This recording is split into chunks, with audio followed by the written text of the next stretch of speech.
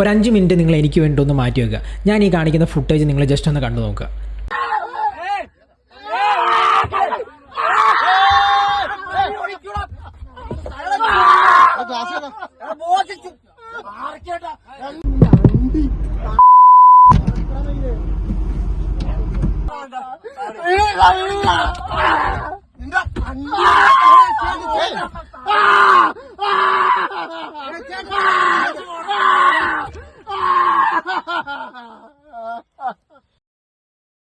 ശരിക്കും പറഞ്ഞാൽ എനിക്ക് എങ്ങനെയാണ് ഈ ഒരു വീഡിയോയ്ക്ക് റിയാക്ട് ചെയ്യേണ്ടതെന്ന് എനിക്ക് അറിഞ്ഞൂടാ.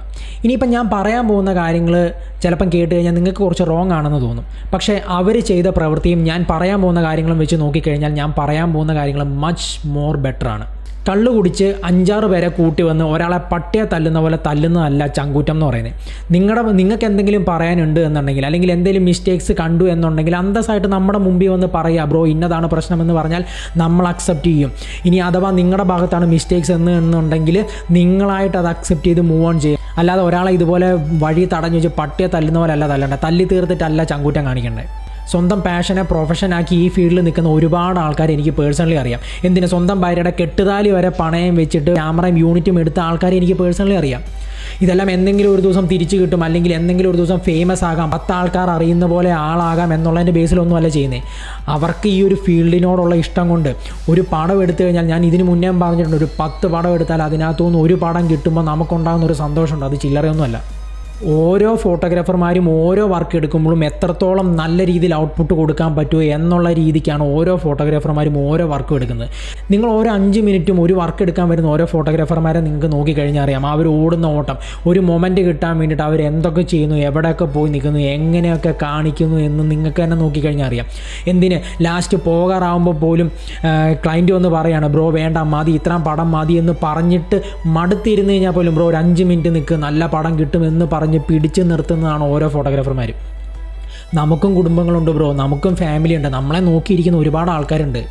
ഓരോ ഫോട്ടോഗ്രാഫർമാരും ഇപ്പോഴും ഈ ഫീൽഡിൽ സ്ട്രഗിൾ ചെയ്യുന്നുണ്ട്. എന്തിനാ, സ്വന്തമായിട്ട് ക്യാമറ പോലും ഇല്ലാതെ 10,000, 2,500 രൂപ, 3,000 രൂപയ്ക്ക് വരെ ക്യാമറ റെൻറ്റിനെടുത്ത് അതുപോലെ വർക്ക് നല്ലപോലെ ഇറക്കി കൊടുക്കുന്ന ഒരുപാട് ഫോട്ടോഗ്രാഫേഴ്സ് ഉണ്ട് ഈ ഒരു ഫീൽഡിൽ. നിങ്ങൾക്ക് വേറൊന്നും ചെയ്യാൻ പറ്റിയില്ലെങ്കിൽ പോലും അവരെ അവഗണിക്കാതിരിക്കുക. ഒരു വർക്കിന് വന്നു കഴിഞ്ഞാൽ അറ്റ്ലീസ്റ്റ് കുറച്ചെങ്കിലും റെസ്പെക്റ്റ് കൊടുക്കാൻ പറ്റുക, അല്ലാതെ ഇതുപോലെ അല്ല ഇട്ട് ചെയ്യേണ്ടത്. സംഭവം എന്താണെന്ന് പറഞ്ഞാൽ, മൂന്നാറാണ് ആക്ച്വലി ഈ ഒരു ഇഷ്യൂ നടക്കുന്നത്. ബ്രൈഡിൻ്റെ ചേച്ചിയുടെ ഹസ്ബൻഡാണ് ആക്ച്വലി ഈ ഒരു ഫോട്ടോഗ്രാഫറെ തല്ലുന്നത്.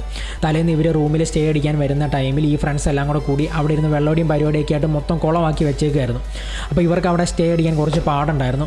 പോരെ തന്നെ രാവിലെ 8 മണിയാകുമ്പോൾ ഇവർക്ക് വർക്കിന് കയറേണ്ടതുമാണ്. അപ്പോൾ സ്റ്റേ അടിക്കാൻ കുറച്ച് പാടുണ്ടായിരുന്നു. അത് ഓൾറെഡി ഇവരുടെ അടുത്ത് പറഞ്ഞു.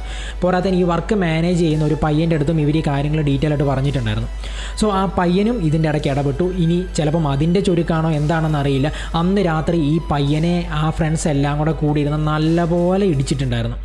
ഹെർണിയയുടെ ഓപ്പറേഷൻ എല്ലാം കഴിഞ്ഞിട്ട് ആ പയ്യൻ ഇരിക്കുകയാണ്. ചിലപ്പോൾ പേടിച്ചിട്ടാണോ, പുറത്തിന് പിറ്റേ ദിവസം നടക്കുന്ന കല്യാണം ഇനി കുളമാകണ്ടല്ലോ എന്ന് വിചാരിച്ചിട്ടാണോ എന്ന് അറിഞ്ഞൂടാ, ആ പയ്യൻ ഈ കാര്യങ്ങളൊന്നും വെളിയിൽ പറഞ്ഞില്ല.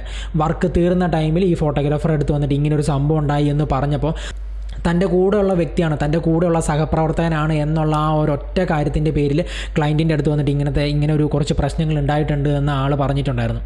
പക്ഷേ ഇതെല്ലാം ഈ ഒരു ഫ്രണ്ട്സ്, അല്ലെങ്കിൽ ഈ ഒരു ഫ്രണ്ട് സർക്കിളിൽ ഉണ്ടായിരുന്ന ഈ ഒരു വ്യക്തി കേട്ടിട്ടുണ്ടായിരുന്നു.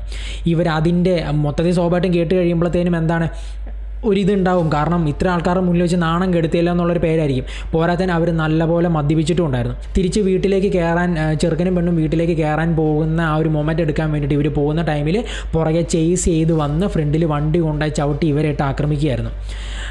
നല്ല രീതിയിൽ ആ വീഡിയോയ്ക്ക് തന്നെ നല്ല രീതിയിൽ പരിക്ക് പറ്റിയിട്ടുണ്ട്. കൈയെല്ലാം പിടിച്ച് ട്വിസ്റ്റ് ചെയ്തു, ആളുടെ കൈ ട്വിസ്റ്റ് ആയിട്ടുണ്ട്. പോരാത്തതിന് അടുത്തൊരു ഹോസ്പിറ്റലിൽ ചെന്ന് CT സ്കാൻ എടുക്കുന്ന ടൈമിൽ മൂക്കിൻ്റെ പാലത്തിന് പൊട്ടലുണ്ട്. ഇപ്പം നിലവിൽ അവരുടെ പേരിൽ കേസ് എടുത്തിട്ടുണ്ട്. ഇപ്പം ആക്ച്വലി ഞാൻ പറഞ്ഞു വന്നത് എന്താണെന്ന് പറഞ്ഞു കഴിഞ്ഞാൽ, ഒരു കല്യാണം ആകുമ്പോൾ അവിടെ, അല്ലെങ്കിൽ ഒരു കല്യാണം അല്ല എന്ത് ഫംഗ്ഷൻ ആണെങ്കിലും അവിടെ വെള്ളവടി ഉണ്ടാകും, ഫ്രണ്ട്സ് ഉണ്ടാകും, പലയിടത്തു നിന്ന് വരുന്ന ആൾക്കാരുണ്ടാകും. പക്ഷേ അത് അതിൻ്റേതായിട്ടുള്ള രീതിക്ക് നിൽക്കുക. ബാക്കിയുള്ളവരുടെ ദേഹത്ത് കുതിര കയറാനുള്ള ഒരു അവസരമാക്കി അത് എടുക്കരുത് ഒരിക്കലും. കാരണം ഞാൻ ഇപ്പോഴും പറയുന്നു, വരുന്ന ഓരോ ഫോട്ടോഗ്രാഫേഴ്സും തൻ്റെ പാഷനെ മുറുക്കെ പിടിച്ച് വരുന്നതാണ്. നിങ്ങൾക്ക് ഓരോ മൊമെൻറ്റും, നിങ്ങളെ ഓരോ മൊമെൻറ്റും അതുപോലെ അടിപൊളിയാക്കാൻ വേണ്ടിയിട്ടാണ് അവർ കിടന്ന് കഷ്ടപ്പെടുന്നത്. നിങ്ങൾ പ്രതീക്ഷിക്കുന്നതിനേക്കാളും നല്ലൊരു ഔട്ട്പുട്ട് തരുമ്പോൾ, ഞാൻ ഇപ്പോഴും പറയുന്നു, പ്രതീക്ഷിക്കുന്നതിനേക്കാളും നല്ലൊരു ഔട്ട്പുട്ട് തരുമ്പോൾ നമുക്ക് കിട്ടുന്ന ഒരു സന്തോഷം എന്ന് പറയുന്നത് ചില്ലറയൊന്നുമല്ല. അതിന് വേണ്ടിയിട്ടാണ് നമ്മൾ ഇതുപോലെ കിടന്ന് ഓടുന്നത്. എന്തിന് രാവിലെ ഒരു പെണ്ണല്ലെങ്കിൽ ഒരു ചെറുക്കൻ ഇത്ര മണിക്കൂർ മുന്നേ ഞങ്ങളുടെ അടുത്ത് വരണം, അല്ലെങ്കിൽ ഇത്ര മണിക്കൂർ മുന്നേ ഇന്ന ലൊക്കേഷനിൽ വരണം എന്ന് ഞങ്ങൾ അതുപോലെ അധികാരത്തിൽ പറയുന്നുണ്ട് എന്നുണ്ടെങ്കിൽ അതൊരിക്കലും നമുക്ക് വേണ്ടിയിട്ടല്ല, നിങ്ങൾക്ക് അതുപോലൊരു നല്ലൊരു ഔട്ട്പുട്ട് കിട്ടാൻ വേണ്ടിയിട്ടാണ്. ആ ഒരു വർക്ക് കണ്ട് ഇഷ്ടപ്പെട്ട അടുത്തൊരു നല്ലൊരു വർക്ക് നമുക്ക് വരാൻ വേണ്ടിയിട്ടാണ് നമ്മൾ ഈ കിടന്ന് സ്ട്രഗിൾ ചെയ്യുന്നത്. നിങ്ങൾ അതെങ്കിലും മാനിച്ച് മാക്സിമം, ഞാൻ കഴിഞ്ഞ വീഡിയോയിലും പറഞ്ഞ പോലെ, മാക്സിമം വേറെ ഒന്നും കാണിച്ചില്ലെങ്കിൽ പോലും അവരെ ഒന്ന് റെസ്പെക്റ്റ് ചെയ്യാൻ പഠിക്കുക. ഇതുപോലൊരിക്കലും ഇനി മറ്റൊരാൾക്കും ഇതുപോലൊരു ഇഷ്യൂ ഉണ്ടാവരുത്.